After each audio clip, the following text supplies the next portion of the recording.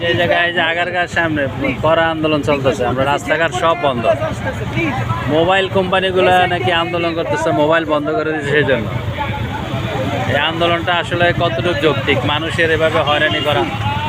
হ্যাঁ, আমরা দেখতে পাচ্ছি যে আন্দোলনকারীরা আমাদের এখানে গাড়ি আটকে রাখছে, সবগুলো গাড়ি। ভাই আন্দোলনটা কিসের ভাই, কিসের আন্দোলন এটা? কি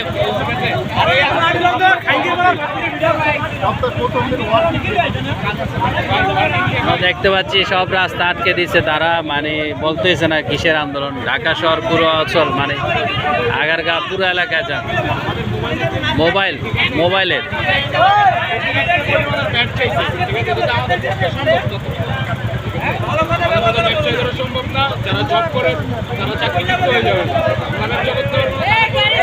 মোবাইলের কারণে, মোবাইলের যে অতিরিক্ত ব্যাট সেটা নিয়ে নাকি আন্দোলন। তো ভয়াবহ পরিস্থিতি, পুরো রাস্তাঘাট আটকে দিছে। এটা বোধগম্য না, আমাদের একদম ঢাকা সিটি পুরো অচল করে ফেলে আজকে, তাও আবার নির্বাচন কমিশনার ঠিক অপোজিটে।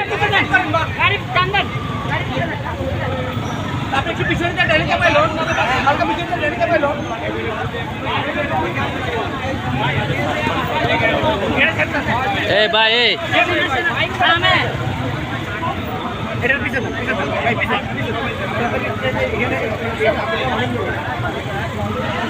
আমরা দেখতে পাচ্ছি পুরোটা রাস্তা আটকে দিচ্ছে।